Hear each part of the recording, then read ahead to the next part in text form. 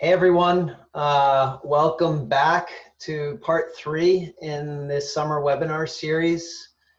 Just to get things rolling, if you can, we'd really appreciate video on.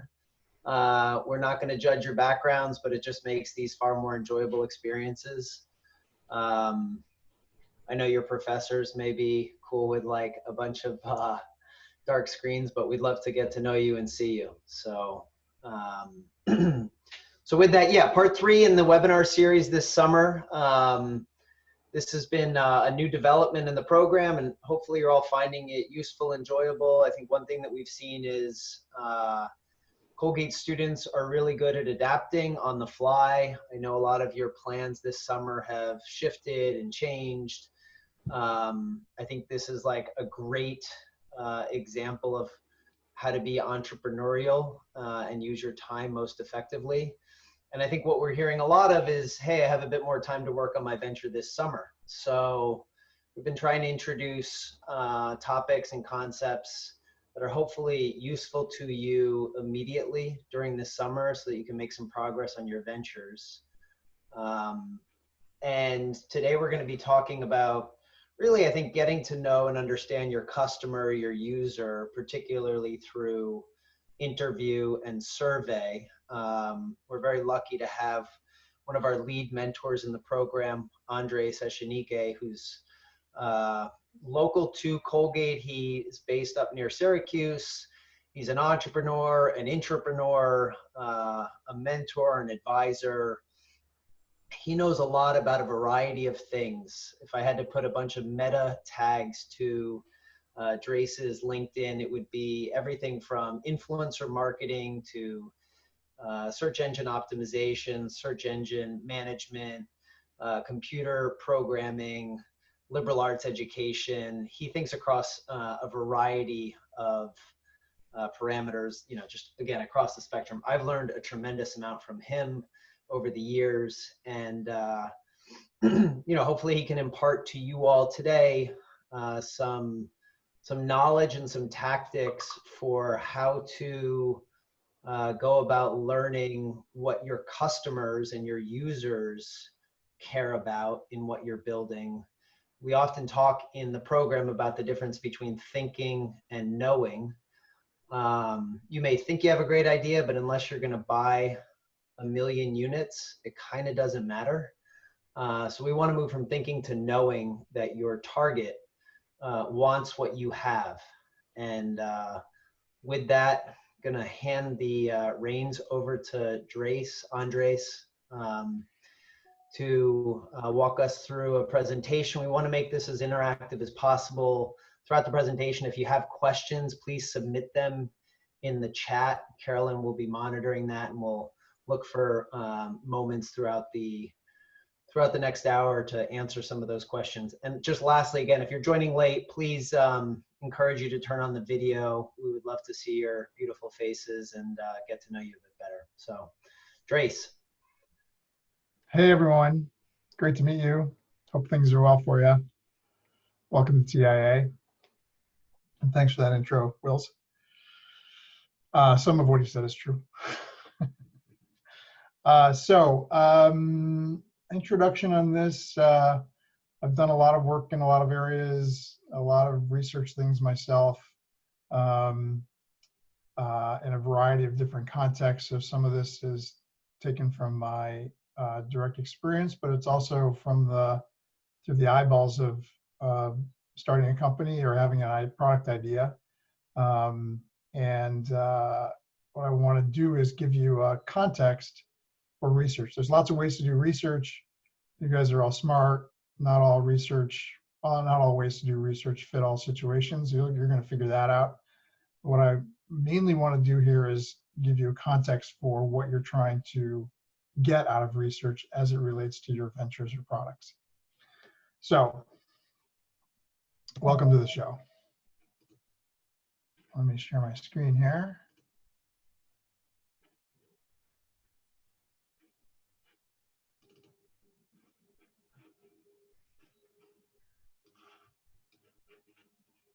One second here.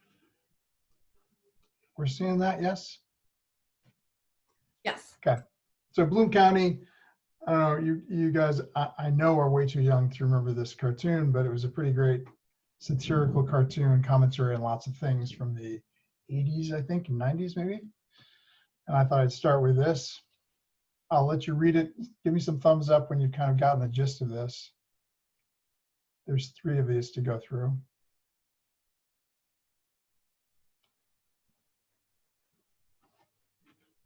How many of you can relate to uh, uh, feeling like your ideas are truly unique? Okay.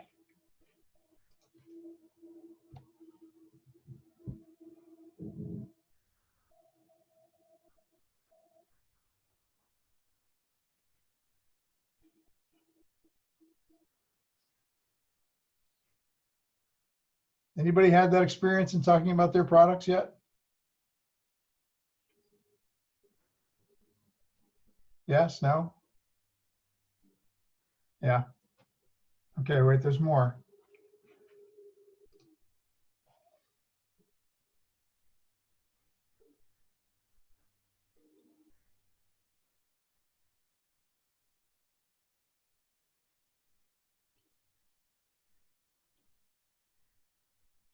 Two things of note here.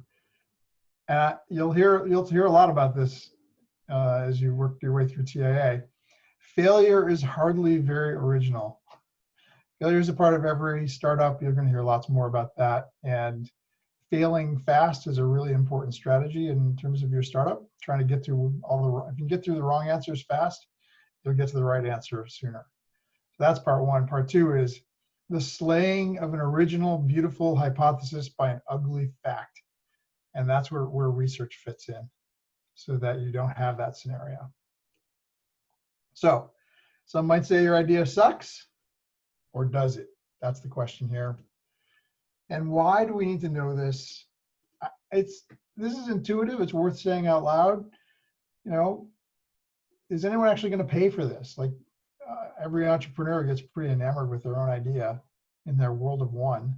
But the world is bigger than yourself. It's bigger than the 10 people you know. And if you're aspiring to vast riches and vast success, it's certainly about way more than the 100 people maybe you know, or the 1,000 people you're connected to on Facebook or whatever. You have to get through to be able to have true knowledge of your product in the context of these questions. And you know, the $1 million question for you and your venture and your product is, if you encounter someone with your product, whether you're telling them about it or they're finding it on their own or whatever, is it relevant enough to change the way they do something? Have you truly invented a better mousetrap? Are you going to stop buying the old mousetraps and buy the new ones that you've created as a result of the work you've done to create this thing? That's the thing. You have to know that. And research is the key to knowing that. So,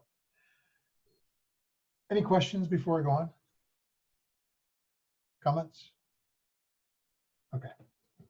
So, so research, research about your venture, that sounds straightforward. It's pretty easy to get tangled up in that. And here's 3 ways here's how to potentially not get tangled up in that by thinking about research in 3 different silos. There's research about the who of your venture or product, which is who's gonna use it. What's the nature of that person? The next piece of it is, what is the problem that your product or venture solves? Like, what value does it bring to things? Like, what pain goes away as a result of your product being introduced into their lives? And the third piece is, what exactly is the nature of how we solve that problem? So to give a silly example, like I have a cut on my foot. I could either put a Band-Aid on it and let it heal, or I could just cut my foot off. Right? There's two different approaches to solving that problem of the pain of that cut. Not all of them are sensible, but you need to think about, there's lots of ways to solve a problem. So understanding what potential solutions are, obviously not cutting off my foot is better than letting it heal. It's good to know that. So research around solutions is just as important as understanding what the pain is, because you may have found something really interesting, some interesting angle on what a consumer might need, but your solution for it might not fit. Okay, so we're going to talk about each one of these three pieces. Talk about users first. You might think of users as, well, it's all my 20-something-year-old friends, or it's women who do yoga more than twice a week. You can think about, a lot of times we just sort of equate users with demographics, the things they can't change, right? So I can't change the fact that I'm Caucasian. I can't change the fact, maybe more or less, I can't change the fact that I live in upstate New York, et cetera. Those are kind of demographic things, but there's a lot more opportunity to dig into what a user or a customer is, right? And it goes beyond those things into things that maybe are very subtle. I'm always late. Health is very important to me. I'm from Chicago, maybe it's a little more of the demographic thing, but I'm very impatient. I hate cats. Those are not things you usually see about them, but they might be extremely relevant for what you're trying to do with your venture. Does anybody have any examples in terms of what they're putting together that fit the sort of non-demographic information that's useful to your venture from a user perspective? Anybody thought about this?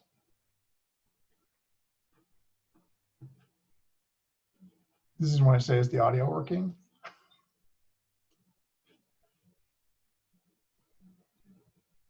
Can anyone think of an example? Feel free to come off chat, anyone, and just weigh in.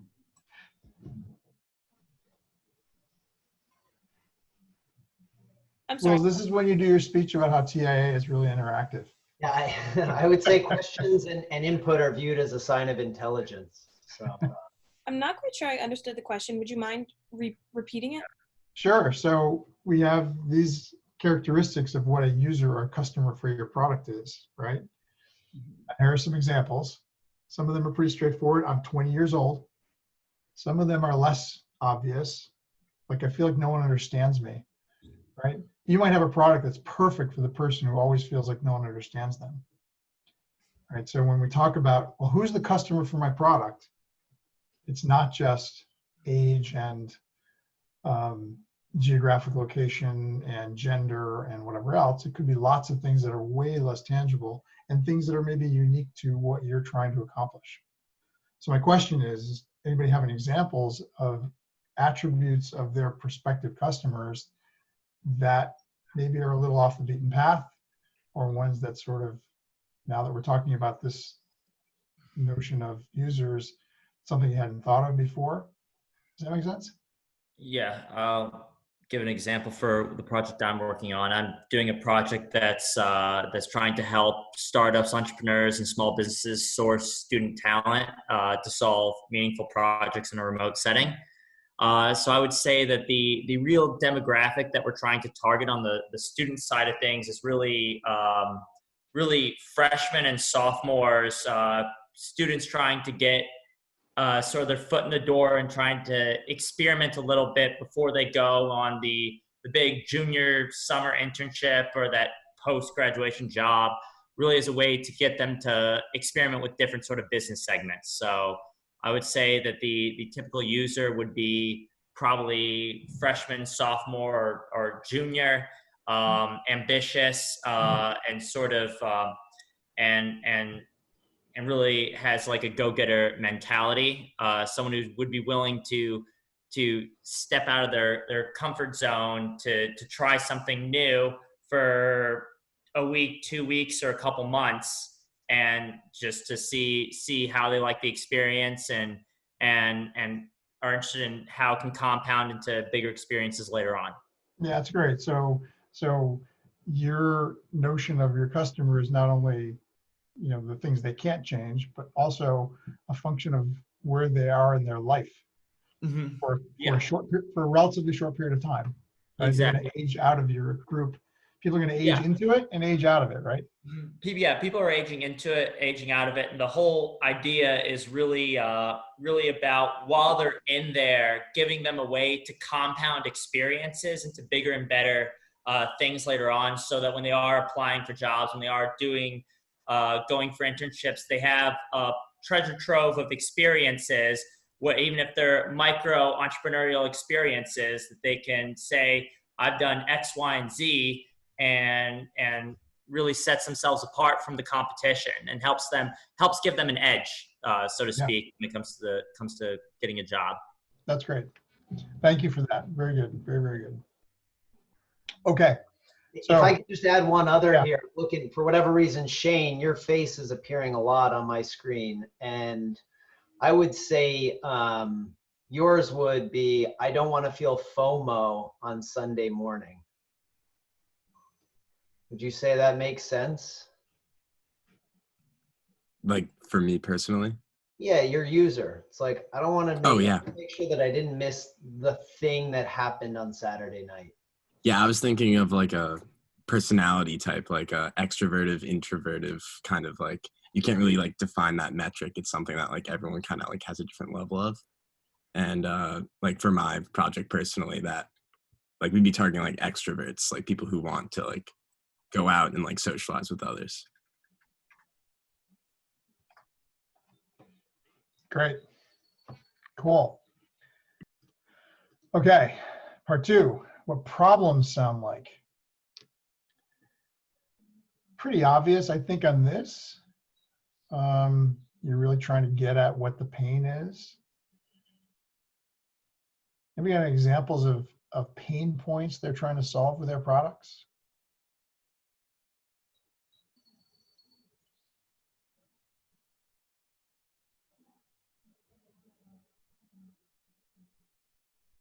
None of you are solving any pain points? I can go off that. Yeah, so the example for the pain point that I'm trying to solve is really the feeling of frustration about not having enough experience to get an entry-level job, but needing to get the entry-level job to get the experience. That's a big sort of pain point on the student side, but also there's a huge pain point on the entrepreneur side that I'm trying to solve as well, and they sort of go hand in hand, which is like, look, like I'm trying to solve many complex problems with very limited bandwidth and resources, and providing an opportunity to outsource some of these problems that I need to solve with students looking to get the experience. So sort of the way I view it is the problem of one end, which is the problem of the students, is the solution to the problem on the entrepreneurs, the startup, small business side of things. Yep, yep. So really trying to fuse those two together. Sure. Anybody else got anything? Quote unquote, my games are stale and boring. Yeah, okay. So you're fixing that problem. Mm-hmm. Yeah. Anybody else? A snarky, there's a guy I used to work with a long time ago, bit of a cynical guy. His stock response to almost anything was, it's wrong, it's stupid, and I hate it. And to this day, I use that as a reverse motivation for anyone that comes to me with a good idea, just to see what happens. Because I'll just say, that seems wrong, and stupid, and I hate it, and see if they can kind of come back with something. Usually it gets a laugh, which is good, because I don't really mean it that way. But pretty much that sums up, if you can overcome that, and overcome those 3 things, then you're in pretty good shape. Okay, part 3. What solutions sound like? If it was smaller, if it was bigger, if it started, if I'm doing this, it should. How many have had the experience of saying, oh my God, this app on my phone is so stupid. I'm at this point and it should be, right? Does everyone have that like once a day? Twice a day? 10 times a day?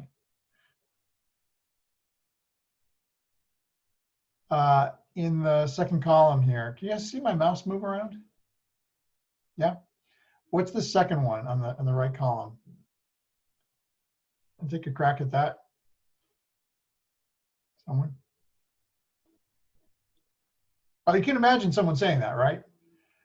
I like smoothies. I like coffee. That's a frappuccino. What's that? A frappuccino. Yeah, exactly. Those are the components of the solution. We kind of set aside the pain, but like now, how do we combine it? What would be the thing that would make my pain go away? If it was like coffee, but like a smoothie, that would be perfect. Did anyone get the next one? Sleeping Beauty meets the Lord of the Rings.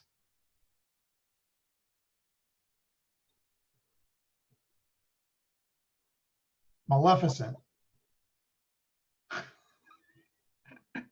Right? I want the Sleeping Beauty thing, but I really like all the walking and Lord of the Rings and the wandering around. Can we combine those somehow? By the way, that whole X meets Y thing is like a thing.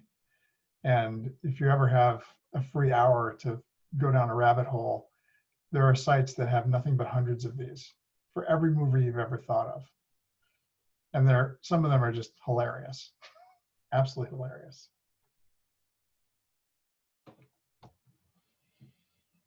But anyway, at this point, what you're trying to do is you're trying to get at what combination of attributes would actually make the pain go away.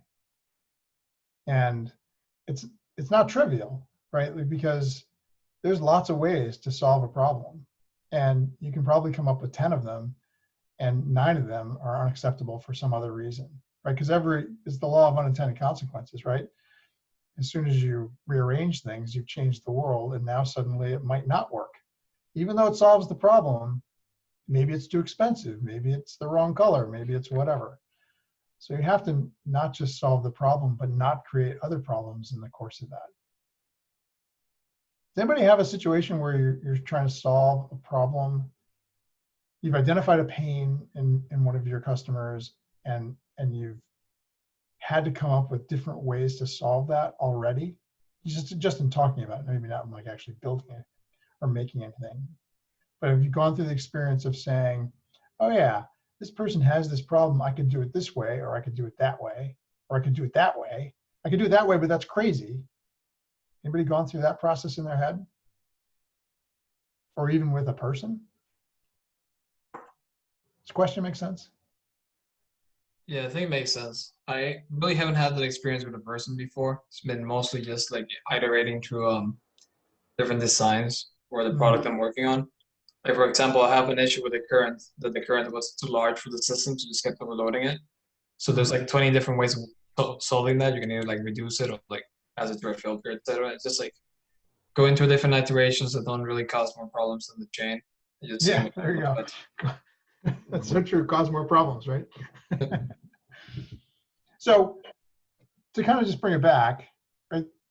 Each one of these 3 areas, users, problems, and solutions, are almost worthy of their own lines of research. And you can think of them very separately. Of course, you have to bring it all together at some point. And the bringing it together part, I think, is what's next. Ultimately, you should have some kind of statement about what you're doing that looks like this.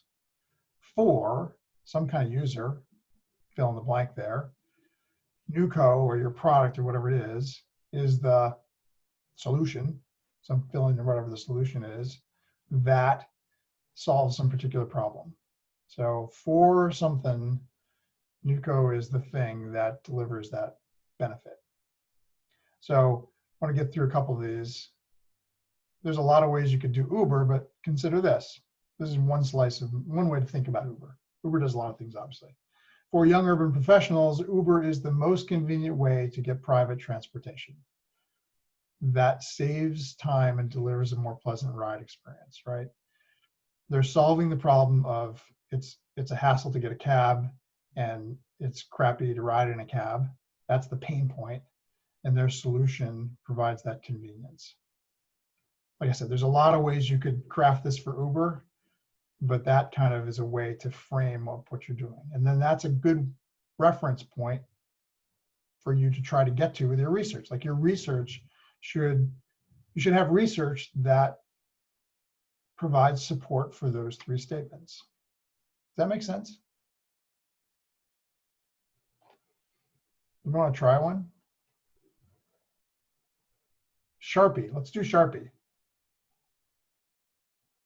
So for who buys Sharpies? Anyone looking to write? Well, let's be more specific than that. Because like Sharpies are a thing, Yeah. right? There's a whole cult around Sharpies. So think from a more of a cultish perspective. You could say for US presidents, but let's not go there. Maybe for people who don't want their writing erased or want it permanently in history. That's not, well, yeah, okay. Yeah, that works. I think that works. Let's try that. So let's go back to this. So but it's starting to leak into the problem though, right? The way you described it. For people with big egos? Let's try that. For people with big egos, Sharpie is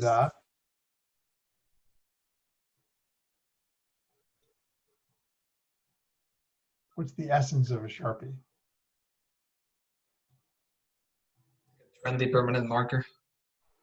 Say that one more time. It's like a trendy permanent marker, I guess. So it's trendy and permanent. Yeah, that's good. It's also bold. Bold, yeah. And what problem does it solve?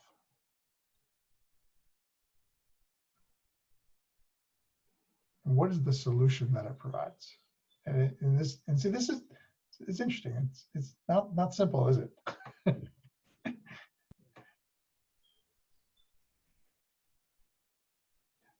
You could go, if you go back to Will's statement, what was your proposition for big egos? People with big egos. Right.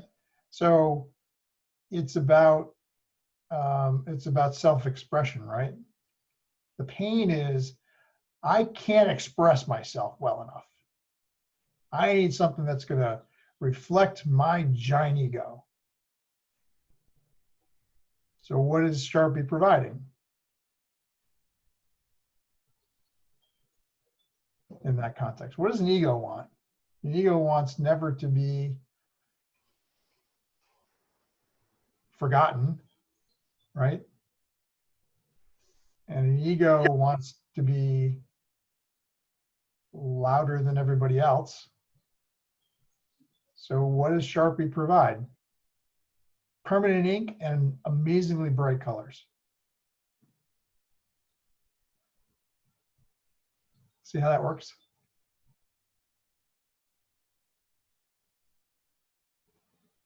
Making sense? It's not easy. I thought about doing squatty potty. Does everyone know what squatty potty is? I don't know if we really want to do squatty potty, but it's fun to think about. I'll leave that for you as a little bit of homework. You can do that with your parents. They'll love it. Okay. What's next? Okay, so on to the real topic, which is research, right? So lots of ways to do research.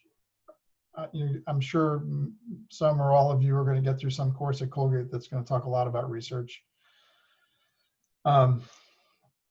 It kind of falls into two giant worlds, the quantitative world and the qualitative world. The quantitative world is really the world of numbers, trying to get numbers that represent information and being able to do legitimate statistical analyses on those numbers to get some kind of insight. Qualitative is the other side of it, which is like talking to people and trying to understand what their underlying motivations are. You know, my favorite example of qualitative research is your 4-year-old cousin who sees you doing something and says, "Why?" And then you say, "Well, because this is what I'm doing right now." And then they'll say, "Why?" And they'll just keep whying you to death, right? Like that's the purest form of qualitative research that's out there. There's lots of ways to bring structure to it. The whole goal of this is to get insights, or an insight is some key fact or some bit of knowledge that is relevant to your venture, again, in the context of some key fact about your users or customers, some key fact about the pain they're suffering, and some key fact about their the solution that you propose. And the best of all worlds is when you have enough research under all three of those areas. That's when you can have confidence in what you're doing. If you don't have those research-driven insights about any one of those three areas, that might be okay, but recognize that that's a certain amount of that is now in the form of risk. Because when you don't know something, that is a risk. And then, of course, there's always I've done tons of research, it tells me this, and it's still wrong because you missed some other fact, which is the problem in the cartoon at the beginning. Okay, so on the qualitative side, the interview is what drives it all. These are just some tips, a place to start thinking about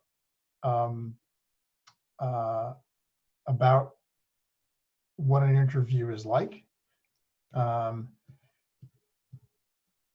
It is the risk, like the number one thing to understand about an interview is it's not about you. And it is about the person you're talking to, and your curiosity and your ability to channel your inner 4-year-old is what's fundamental to a successful interview. And beware of feeding them the answers you want indirectly. It's really easy to do. You got to be really, really careful about it because it can just taint the whole thing. Because at the end of the day, I'm sure all of you can relate to this too. Anyone who's being interviewed wants to make the person on the other side of the table happy. Like all of our interactions with people are kind of driven around, yeah, I want to have a good interaction. And if you start phrasing your questions in the form of, there's ways to form questions where the person is kind of forced to agree with you. Isn't the weather nice today? And what are you going to say? You know, like you want to say yes. You don't want to start to be in a debate with your interviewer, and you don't want someone to feel like they're in opposition to you or they have to just agree with you. So the key is being very neutral, taking them through a series of questions that start to explore the whole space and give them opportunities to give their opinions in lots of different ways. Bias is a huge problem in interviews. You just have to be mindful of that. And again, you can do lots of research on the best ways to do interviews, and you know, the nature of your product and the nature of your user in this case, or the person that's relevant to what you're trying to figure out, will demand different strategies and different tactics. But in general, the thing you got to be aware of is just bringing your bias into it.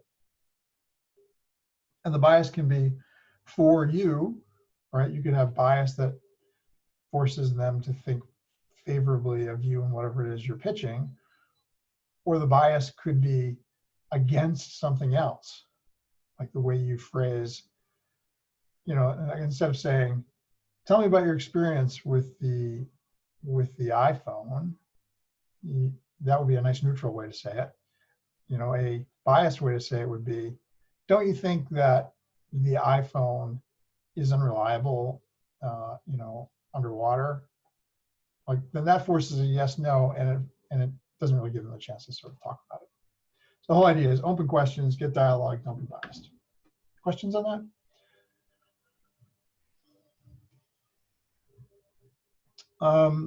You know, like I said, there's an infinite number of questions you could ask, and it all depends kind of on where you are, but confirming the problem, how important it is in their life to have this problem solved, what alternatives they have for solving this problem. If you could change one thing, what's your overall interest? There's a lot of things that you can be asking. Again, it depends on what stage you're with your product, whether you even have a product, whether you're just trying to figure out what the world is like in a particular area. But these are just some thought starters for you. And then if you have someone that is actually, if you're at the stage where you have a product and you're talking to people that are using it or have used it, what's their reaction? What would be the one thing you could change if you could change one thing about it? Would you recommend this to a friend? Recommending it to a friend is generally considered to be a huge and very simple thing to measure, and is something that's has the benefit of being very, very easy to ask. In fact, you could almost ask it as a survey question. In fact, there's lots of tools out there that will help you with that. But recommending to a friend is a pretty interesting thing because you can follow it up with a why. Why would you recommend it to a friend? And that opens up a whole bunch of things. So there's different lines of questioning, whether they're a prospective customer versus a customer, and indeed, you can also ask questions of the people that are your former customers because they hated the product and moved on to something else. That's also a very good place to ask questions. This slide is one of my favorite slides in all of TIA, and Andy Greenfield, who's I think the author of this, is his delivery on this. I can't even begin to approach, but it is just such a great point. I never noticed it until I got to TIA, but you got 2 eyes, 2 ears, and only 1 mouth. Use them in that proportion. Here's the essence of that. It's all about listening. It's all about listening in these interview things. Okay, so on the Quant side, boy, surveys, we've all had them. We've all engaged in them. Sorry about this. Million possible questions. You're trying to create data that you can do statistical analysis on. Obviously, there is a whole art and science to writing these questions. The best advice I can give you is to think backwards from the kinds of statements you wish you could say. For example, 35% of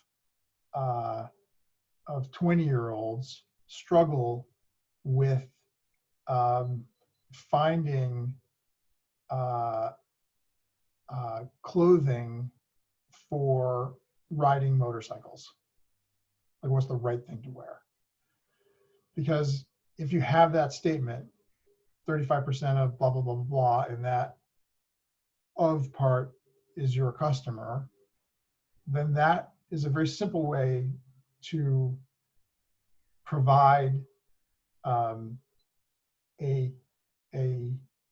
to demonstrate that you've done research on this topic and that there is a quantifiable, known, and now studied percentage of the population that fits that particular characteristic.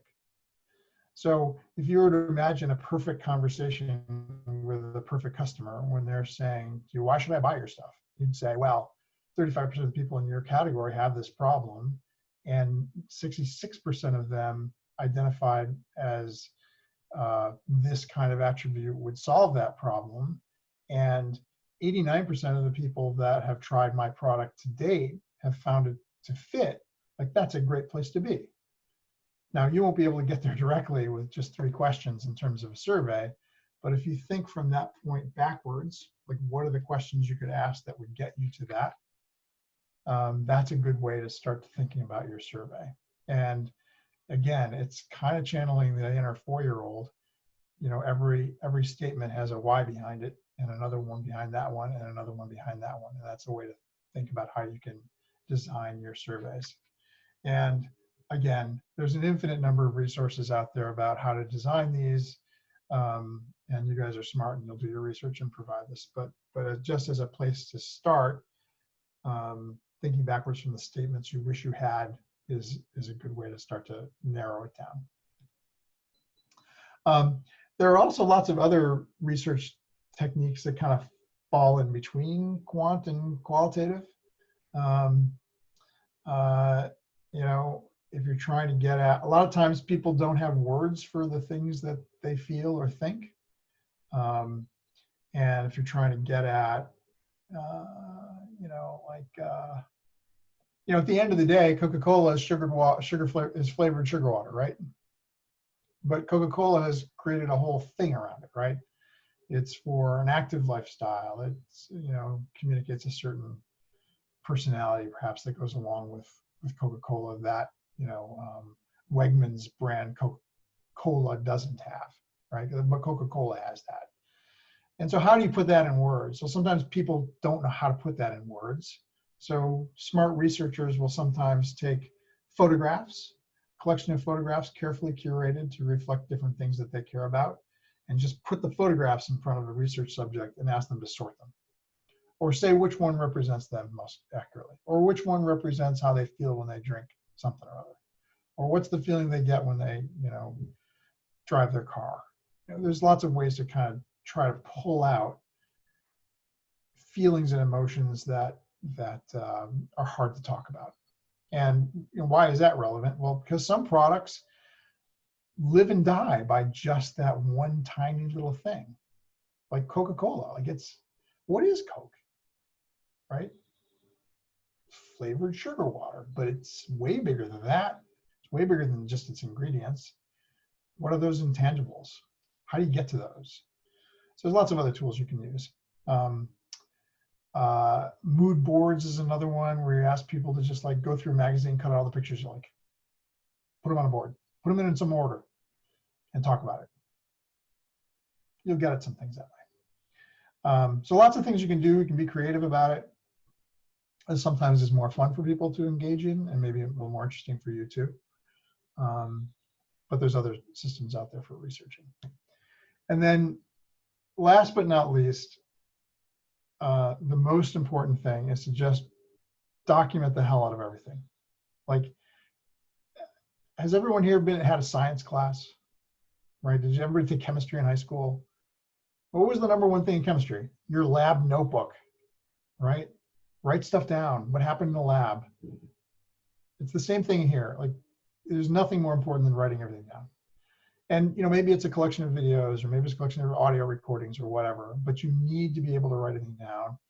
And this photos, I've been in probably, I would say, over 100 meetings where we have done exactly what these folks here are doing, where you just put stuff up on the wall. Every yellow sticky is a fact. And when you put them all on a wall and arrange them and make them kind of movable, you can start to see patterns. And if you don't write them down, if you're just hoping that your memory is good enough, you're going to fail. So it's really important to write stuff down. It's really important to be able to lay it all out, rearrange it, move things around, get 3 people to come in and take a look at it, and look for those patterns between customers or users and pain points and solutions. Because sometimes you'll suddenly see connections that you couldn't see before, but if you don't write it down, you got 0 chance of doing that. You may not get something, but eventually you'll get to some aha. You'll get to some important aha. And if you get to that aha, and you got there with a collection of facts, you're going to go from belief to knowledge. And the difference between the two is profound. It's the difference between spending 2 years of your life slaving away on the perfect algorithm, in this case, you know, the solution for the world's energy problems, and you won't get caught by your snarky professor observing that porcupines are allergic to raisins. And you won't have to sit there and have to suffer that. So research is fundamental. And if you can do good research, and if you're well structured in it, it's going to reduce the risk in your venture dramatically. And that's what I got for today. Questions?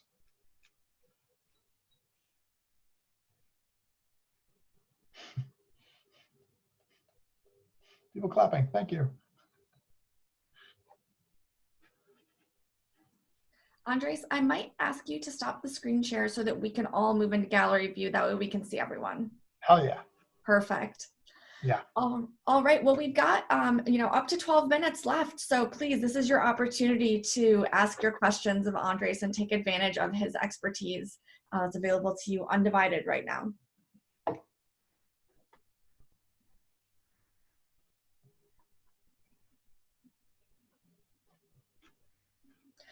All right, I'll start with an initial question. Andres, as a student, for a student who is coming into the incubator and just starting to think about how they validate interest, understand the problem, do you have any guidance to them about how to actually structure their user research? I mean, is there a target number of people they should be looking to speak to? Should they be, spending a certain amount of time on this before moving forward? How do they kind of know what it looks like to be really doing this at the volume and the amount that is needed? Yeah, that's a good question. I think the answer is if you only spent 100% of your time doing research, you'd probably be in a pretty good position. I think you probably can't do enough research. But by the same token, a little bit of research goes a long, long way. You would be wise to talk to your 5 best friends. Nothing can, people are imaginative and creative, right? We're all have dimensions of that, or we wouldn't be in this conversation here together today. It's like fundamental to being an entrepreneur. It's fundamental to, why you're at a liberal arts school. But the risk is that your creativity and ability to analyze is all within your own little world. And the success of your product depends on whether other people think it's a good idea. And I would say as a minimum, you have to have had talked to other people about it. And whether other people, for you, given where you are in your stage of thinking about your product, maybe talking to one person is enough to give you tremendous insights. Maybe you're a little further along and you've already had 10 people talk to it. Maybe the right number then is doubling that to 20. It's highly variable, but boy, you have to talk to somebody about it. You have to do the imaginary, hey, if I had this thing, would you buy it? What's your world like? And again, I'm giving you the pieces from which to start those conversations. Ask them about them as a user. Ask them about their pain points. Ask them about potential solutions. Go down those 3 different alleys and in separate, in deliberate and independent fashion, and you'll get to where you are. Whether it's 1 person or 100 people, kind of is more a function of where you are. But boy, you have to do it. You absolutely have to do it. And don't feel like you have to ask exactly the right person either. Like sometimes I do this all the time in what I do. It's just, I just need to talk out loud. If I talk out loud to someone, even if they're only barely related to what I'm doing, the act of actually talking about it out loud causes you to think through a lot of stuff that you wouldn't otherwise. Gets you out of your world. So sometimes even if it's just, a picture of your mom, that's helpful. Well, I think that's great to hear too, because sometimes I think that, I've heard from our student entrepreneurs that they want to find the perfect person to talk to. And okay, well, if they're not exactly my target demographic, then, what can I learn from this? And so I think that your point around, well, you can really learn anything, just from anyone you're speaking to is a really great one. Yeah.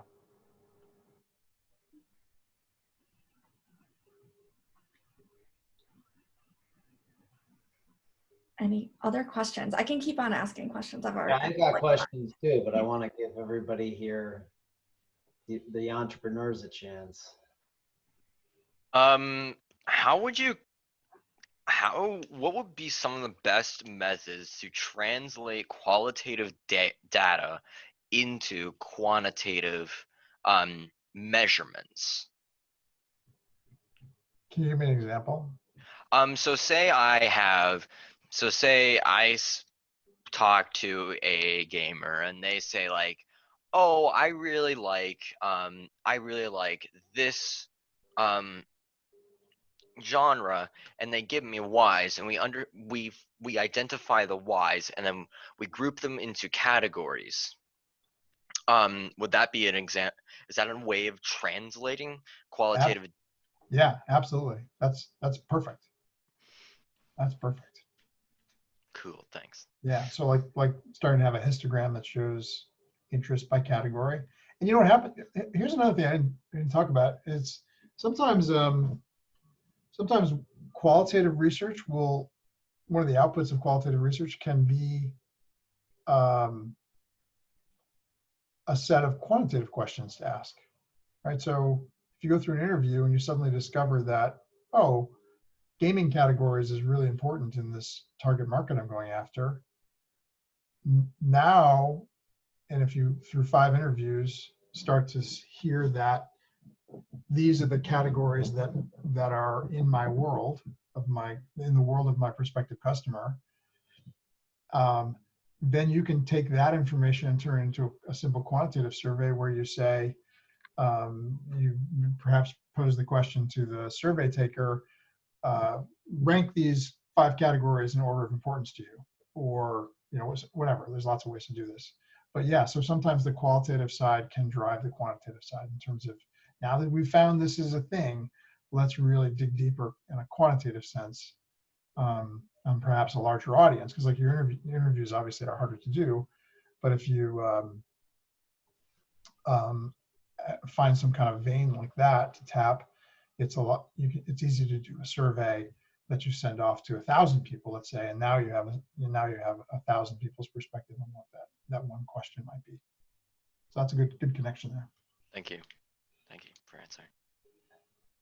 Emily, I'm curious, how does today's discussion inform what you might want to learn about users' interest in a solution to all the risks of being caught in a cellular dead zone?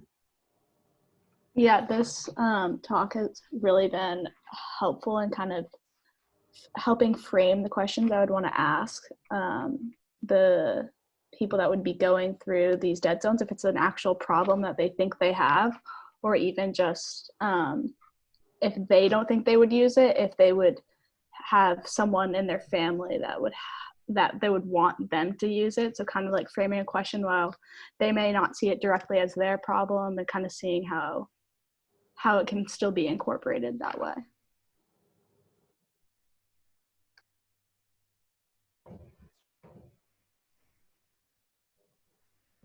I'd be interested to know, for those of you on the call, as you've been hearing Andres talk about all this and share his wisdom, has it helped validate anything that you've done so far as to, oh, okay, I have been asking some of the right questions, or I have been approaching this from a good manner? Have you been able to feel like, okay, it's helped you reflect, or, to what Emily was saying, do you feel that you are more informed in terms of next steps, or maybe helping to create a plan around this that you haven't had before?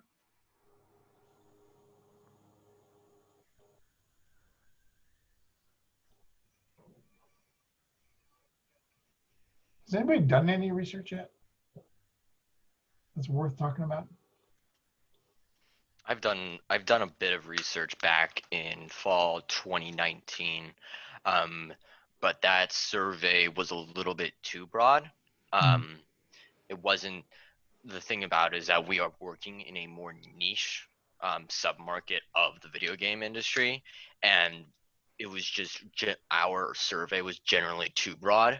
And so in this coming survey, we're tailoring it to be more into researching habits and how long people play video games, and like what attracts them to video games, rather than having this sort of really broad stroke of gamers.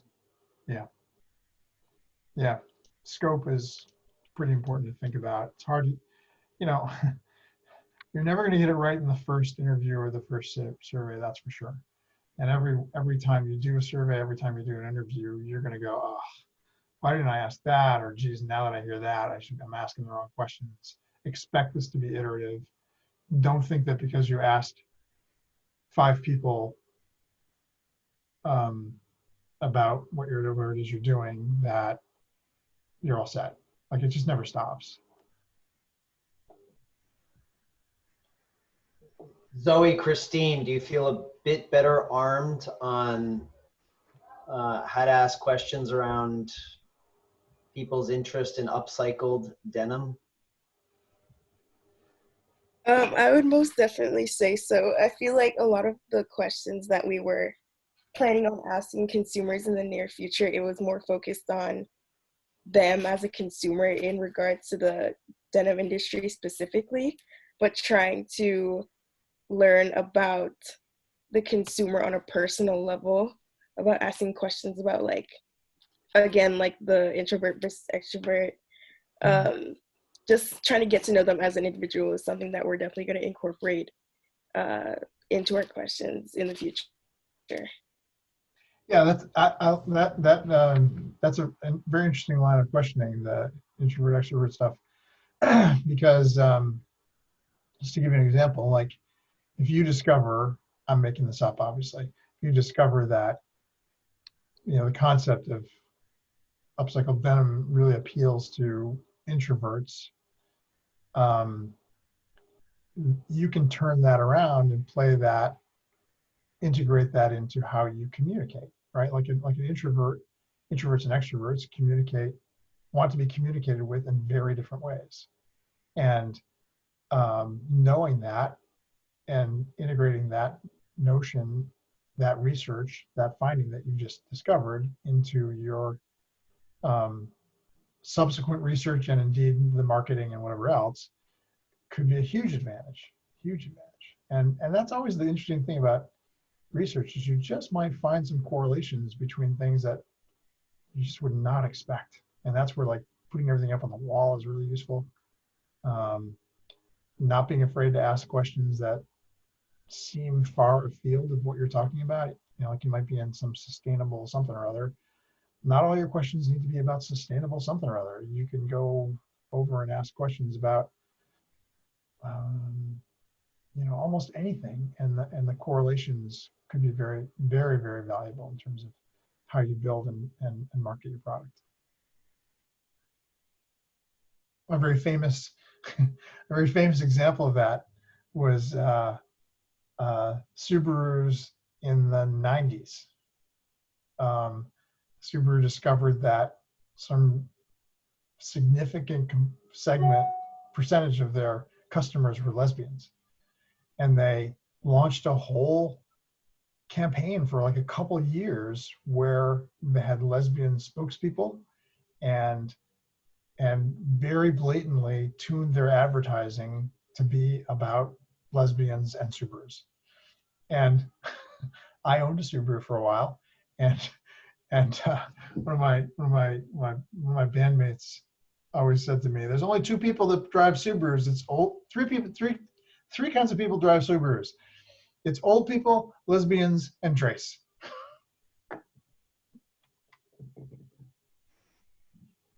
No one's marketing to me.